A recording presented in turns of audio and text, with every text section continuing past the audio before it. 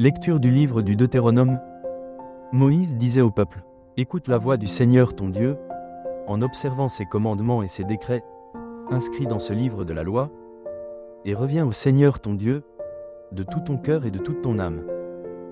Car cette loi que je te prescris aujourd'hui n'est pas au-dessus de tes forces, ni hors de ton atteinte. Elle n'est pas dans les cieux pour que tu dises. Qui montera aux cieux, nous la chercher, qui nous la fera entendre, afin que nous la mettions en pratique? Elle n'est pas au-delà des mers pour que tu dises. Qui se rendra au-delà des mers, nous la chercher, qui nous la fera entendre, afin que nous la mettions en pratique? Elle est tout près de toi, cette parole, elle est dans ta bouche et dans ton cœur, afin que tu la mettes en pratique. Parole du Seigneur. Nous rendons grâce à Dieu.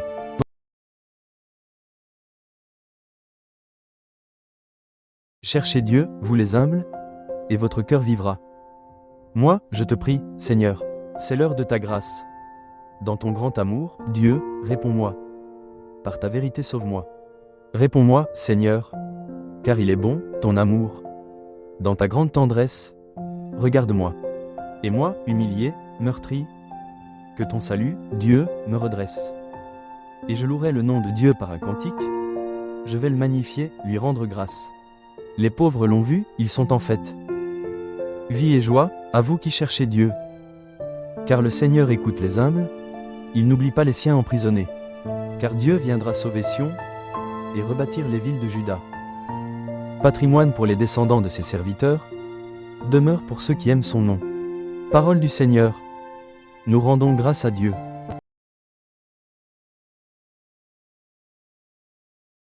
Les préceptes du Seigneur sont droits, ils réjouissent le cœur. La loi du Seigneur est parfaite, qui redonne vie. La charte du Seigneur est sûre, qui rend sages les simples. Les préceptes du Seigneur sont droits, ils réjouissent le cœur. Le commandement du Seigneur est limpide, il clarifie le regard. La crainte qu'il inspire est pure, elle est là pour toujours. Les décisions du Seigneur sont justes et vraiment équitables. Plus désirables que l'or, qu'une masse d'or fin, plus savoureuse que le miel, qui coule des rayons. Parole du Seigneur. Nous rendons grâce à Dieu.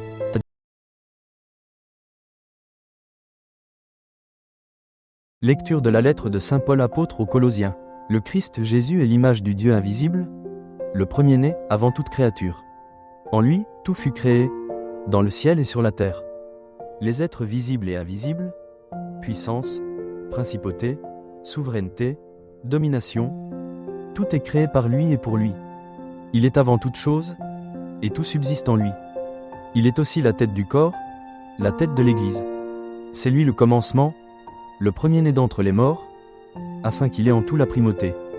Car Dieu a jugé bon, qu'habite en lui toute plénitude, et que tout, par le Christ, lui soit enfin réconcilié, faisant la paix par le sang de sa croix, la paix pour tous les êtres, sur la terre et dans le ciel. Parole du Seigneur. Nous rendons grâce à Dieu.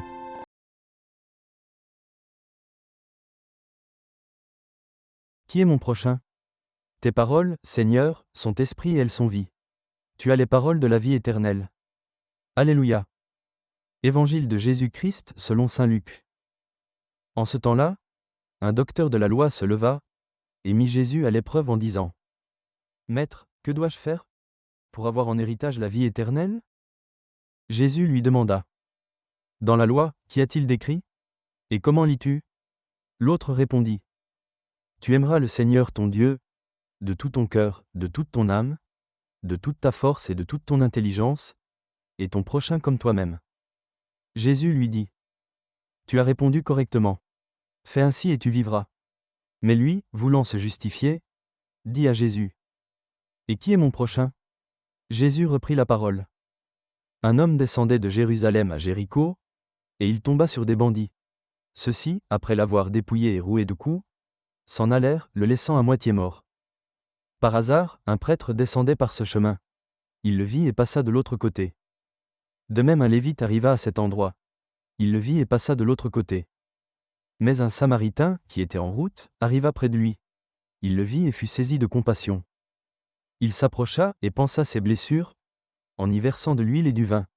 Puis il le chargea sur sa propre monture, le conduisit dans une auberge, et prit soin de lui. Le lendemain, il sortit 2 pièces d'argent, et les donna à l'aubergiste en lui disant : « Prends soin de lui. Tout ce que tu auras dépensé en plus, je te le rendrai quand je repasserai. » Lequel des 3, à ton avis, a été le prochain de l'homme tombé aux mains des bandits ?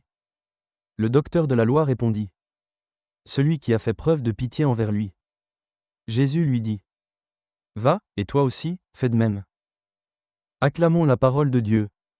Nous rendons grâce à Dieu.